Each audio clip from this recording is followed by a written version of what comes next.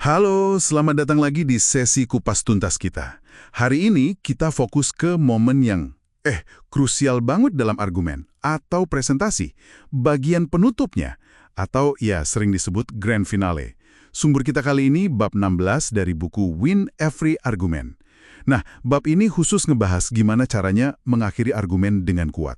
Pernah nggak sih ada ngerasa udah nyampein semua poin penting, tapi pas mau nutup, bingung gitu gimana caranya biar bener-bener klik.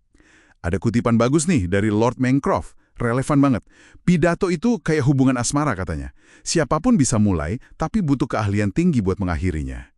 Wah, ini nunjukin banget ya betapa pentingnya bagian akhir ini. Atau istilah teknisnya perorasi. Gitu ya, bangun argumen kuat. Tapi pas nutupnya malah biasa aja. Mungkin cuma rangkuman singkat atau ya makasih, basa-basi, padahal ini kesempatan emas terakhir Anda loh buat ninggalin kesan mendalam, buat mastiin audiens nggak cuma ngerti tapi juga mihak ke Anda. Kesan terakhir ini kan yang seringnya paling nempel. Nah, itu dia poinnya. Jadi bukan sekedar formalitas ya, tapi benar-benar alat persuasi terakhir. Oke, jadi misi kita jelas nih. Kita mau coba bongkar gimana caranya bikin penutup yang nggak cuma efektif, tapi juga berkesan. Kita pakai panduan dari sumber kita di bab 16 ini ya.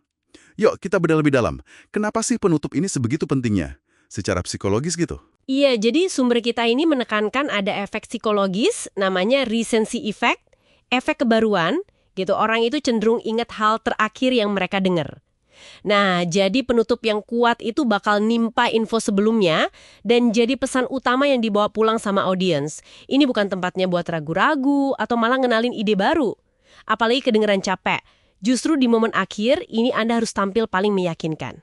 Wah, masuk akal banget. Efek kebaruan ya. Oke, kalau gitu gimana struktur ideal sebuah grand finale menurut buku ini? Ada semacam formula khusus gitu nggak sih yang disaranin? Ada. Ada struktur yang sebenarnya simple tapi efektif banget. Dan seringnya pakai pengulangan tema kunci buat nguatin pesan. Garis besarnya sih ada 3 langkah kunci ya. Pertama, rangkum lagi secara singkat tapi kuat poin-poin utama argumen Anda. Ini buat nyegerin ingatan audiens aja tentang inti dari yang udah Anda omongin tadi. Oke, rangkum ulang. Ya, itu kedengeran cukup standar ya. Terus, langkah berikutnya apa? Buku ini kan nyebut-nyebut saran Aristoteles tuh. Nah, itu gimana terapinnya di penutup? Nah, langkah kedua, dan ini yang menarik nih, itu sedikit nyerang atau nyangkal argumen utama lawan. Tapi bukan buat buka debat baru ya, lebih kayak, pukulan terakhir gitulah, buat nunjukin posisi Anda lebih unggul. Kayak yang disinggung di contoh buku, ngacu ke pemikiran Aristoteles, ini soal bangun kredibilitas Anda sambil sedikit ngeruntuhin argumen lawan. Misalnya nih, pakai kalimat kayak, Anda mungkin dengar argumen X dari pihak seberang, tapi ya seperti yang udah kita lihat sama-sama, ini nunjukin keyakinan, terus juga ngantisipasi keraguan terakhir dari audiens. Jadi bukan debat ulang, tapi lebih ke penegasan akhir posisi kita, sambil, netralisir argumen lawan secara singkat ya. Cukup strategis. Oke, terus langkah ketiga? Langkah ketiga ini yang paling penting buat ninggalin kesan emosional. Tutup dengan ngaitin lagi ke pembukaan Anda. Atau ke tema sentral yang nyentuh emosi audiens. Ini bikin semacam merasa, penutupan naratif yang memuaskan gitu. Jadi ngulang tema kunci dari awal, atau pakai contoh emosional yang relevan kayak kasus Khashoggi yang disebut di buku itu, bisa efektif banget buat ngunci argumen di hati sama pikiran audiens. Jadi ini soal closure ya, rasa tuntas gitu. Ngikat semuanya balik ke awal atau ke inti emosionalnya. Ini bikin keseluruhan argumen jadi kerasa utuh dan lebih nempel gitu ya, bukan cuma daftar poin doang. Tepat sekali.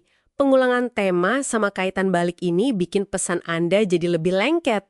Ini bukan cuma soal nyelesain pidato, tapi lebih ke memastikan Anda menang argumen di benak audiens. Anda ninggalin mereka dengan pemikiran atau perasaan kuat yang mihak ke Anda. Ini momen buat nunjukin keyakinan penuh semangat Anda soal argumen itu. Jadi jelas banget ya dari obrolan kita berdasarkan sumber ini. Penutup atau prorasi itu bukan cuma tambahan. Dia itu puncaknya argumen Anda. Sebuah grand finale yang emang harus dirancang hati-hati. Jangan pernah remehin kekuatannya. Iya, struktur 3 langkah tadi, rangkum, sanggah singkat, kaitkan kembali, itu resep dasar yang kuat. Tentu bisa disesuaikan ya, tapi intinya adalah mengakhiri dengan tujuan dan energi. Bukan cuma sekedar ya udah berhenti ngomong. Benar. Rencanakan akhir Anda, sebaik Anda merencanakan awal dan tengahnya. Nah, ini ada pertanyaan buat Anda renungin nih.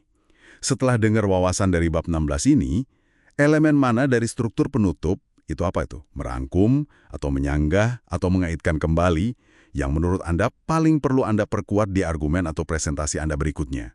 Biar dampaknya benar-benar maksimal dan tak terlupakan gitu. Coba dipikirkan ya.